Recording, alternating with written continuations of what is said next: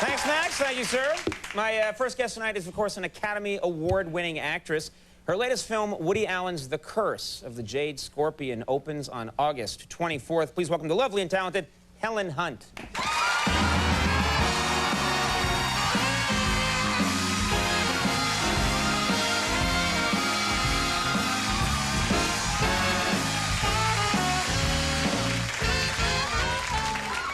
Thank you for being here. Thank you for having me. I have to applaud anybody that will come to New York City in this weather. I mean, everyone's just fleeing the area like Godzilla's in town.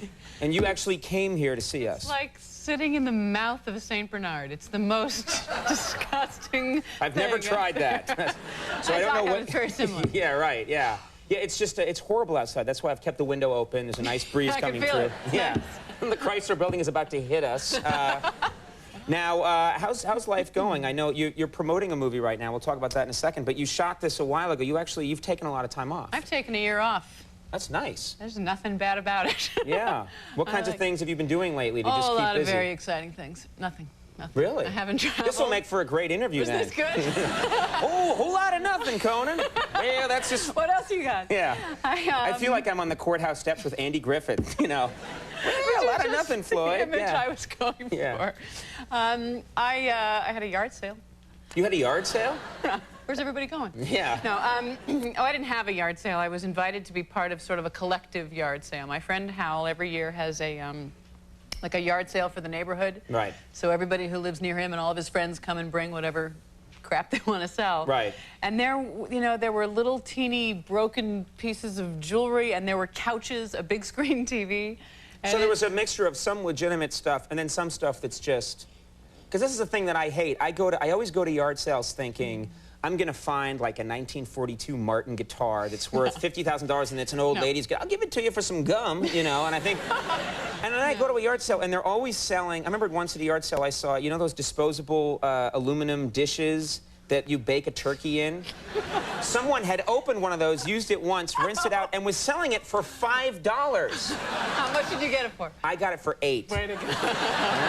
You gotta get up early in the morning. That's why I have the latest television show in history, yeah. So it's always sad. Yeah, I had, everybody but me was selling things. I had friends who were selling like old Nancy Drew books with pages ripped out and broken Ouija boards. I brought what I had in my closet, which was a surplus of leftover Mad About You hats. Oh, nice. It's always nice when you're selling something you clearly got for free. I made these myself. I assumed, though, that they would go like hotcakes next to all the rest of the crap. They didn't sell. No one bought them? I swear to God, I put one on, and people were like looking at all this crap, looked at me, kind of clocked that it was me, saw the hat, and went, great. So it's for sale. Yeah, it's all right. Like I'm wearing the hat. I've got a truckload of Emmys, and I'm wearing the hat. And buy the hat, and I'll have dinner with you. No, that's okay. Like, what are you talking about? I left the sale, actually, to have lunch with a friend, and came back, and they were gone. And I said to my friend, Hal, you sold them? And he said, no, we gave them away free with purchase. Swear to God. Then later you saw a guy waxing his car with the hat, and you're like, hey. They didn't move, Conan. They didn't move. Yeah, that's okay. Yeah, who needs a hat in all this hot weather? It's the weather. Now, we, of course, had a tribute to Bon Jovi tonight. Who were you? I'm curious. I remember in the 80s, and still today, you know, a lot of women really into Bon Jovi. To Bon Jovi. Everybody was out of control. Yes, I know. I'm sorry. I don't know what that dog's thinking. But I'm curious, when you were a young teenager, or who was the star that you were really into? Well, there were quite a few, but I had a pretty serious crush on Rick Springfield. Rick Springfield. There's one lady in the audience went, yeah. Yeah, I was she's like, I like him too. I was very into Rick Springfield. I was. Well, he was huge. He had the double threat going of General Hospital and Jesse's Girl out at the same time. Right. So, right. I did I don't know what the right word is. I did a TV movie, a drug movie, called Desperate... Anti-drug movie. Anti-drug movie. Good, yeah. Not one of them pro-drug movies they're always showing. Called Desperate Lives, where I snorted angel dust and then threw myself out of a 4-story window. Right. And lived fine. Screamed and ran around. So it actually became an advertisement for how angel dust protects you from all harm. exactly. Bang, bang, boing, boing, boing. Rick Springfield was hired to write the title song, which was called, the movie was called Desperate Lives, and the song was called Desperate Lives. Anyway, How did he think of it? I don't know. I decided this was going to be the moment where he'd actually realized we were meant to be together forever. So I saw the movie and happened to know where he was shooting General Hospital because I was doing a very obscure television show on the same lot, and I wrote him a letter like, I really got what you were going for with the song, like, I'm there with you, man. Right, I feel a connection like, here. Right. You know, right. Left it on his car, he never called me. He never called you? No. So you were stalking Rick Springfield, is what... I mean, it's clear that you were hanging out at his car and putting it under the windshield wiper and then running. I don't know. I swear to God, I don't know how I found out where he lived, but I drove by his house. Well, he had a red, like a little rabbit, Volkswagen something, and I drove by. He was driving around at the height of his fame in a little Volkswagen Rabbit. As was I. And his license plate said, I'm Rick Springfield. Anyway, it didn't work out for us, which is surprising, but... That's too bad. Yeah. I always admired him because in Jesse's Girl he used the line, but the point is probably moot. There's not a lot of rock and roll songs with the word moot. There's not a lot of, like, rock songs where they work in legal jargon. That's a moot point. That's a good rock song. Rock on. That's a good song. Yeah, it is a very good song. Yeah, back off that song. I'll back off. I'll keep the dog away from him. How did you like working with Woody Allen? It was great. Yeah. It was just great. I'm, you know, his biggest fan, and it was excellent. He's one of those people who I put him on this high shelf, so I thought, I never want to meet the guy. I was in a restaurant with him once, and I was like, oh, it's Woody Allen. I, ran away, because right. I think he's great. Well, he's very kind and incredibly generous and very shy and introverted. Like, doing a little bit of publicity for the movie, we've gone to a few parties, and the guy is not like, doesn't have a slick party persona. But we went to a party for the movie the other day, and, you know, I talked to him a lot when we were actually talking about a scene, but then not at all other than that. Like, barely good morning. He's shy, I'm shy, it's fine with me. We just did the movie. Right. So we saw each other suddenly in this social situation, and okay, pick up your little, whatever that is. Oh, we're going to act. We're going to act.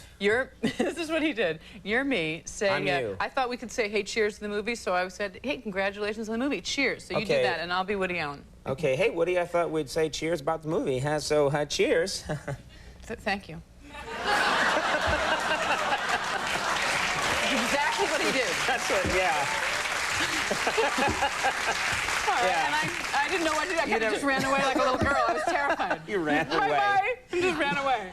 Well, we have a. I'm gonna put these down now. No, you have to hold them now. Yeah. We just kind of work together. I think I'm gonna get noticed now for my acting ability.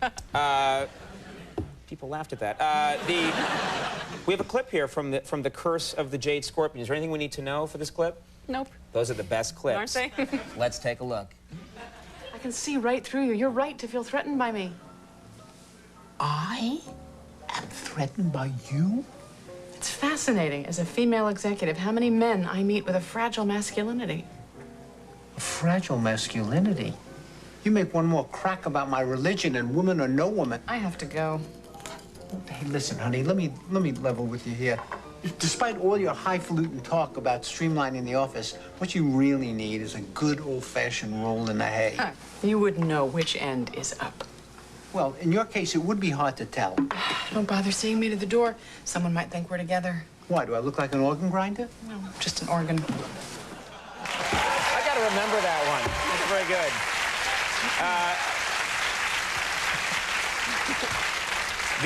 The Curse of the Jade Scorpion opens August 24th. And again, thanks so much for being here. We love having you on the show. It's my pleasure. Thank you. Helen Hunt, everybody. Sean William Scott coming up. We'll be right back. East to west, north to south, and his young people shout about the call of home. Yeah, home. At Scott, we just made the best Scott towel ever. With new wide ridges. So we thought we'd take them to lunch. Try them out. They're great with chowder. Super on slaw. Ooh. See, only Scott has these unique ridges that absorb even faster than you know who. From shrimp to sea bass. A better Scott towel just makes more sense. New Scott towels with wide ridges. And when do we eat? Is there a better way to experience intimate cleansing? Now there is. Introducing Vagisil Cleansing Foam. It's unlike any douche, towelette, wash, or soap. Vagisil Cleansing Foam is the first intimate cleansing foam. It gently cleans away wetness, even odor, without rinsing. After all, a woman can never feel too clean and fresh. New Vagisil Cleansing Foam. From Vagisil, a better understanding of better intimate care. Freediving is my adventure. I compete for depth. It takes an incredible amount of mental and physical strength. I have to have the right nutrition. That's my fuel. SlimFast helps me get it. I need to have a lot of energy to turn around and kick all the way back to the surface. SlimFast has vitamins, minerals, carbohydrates, and other things you need for energy, and it tastes good. I have SlimFast every day. It kind of keeps you fit from the inside out. SlimFast every day. Get healthy. When your skin sags, it can make you look older. Now you can take matters into your own hands with the new Rock Daily Firming Treatment, Protein Active Pure.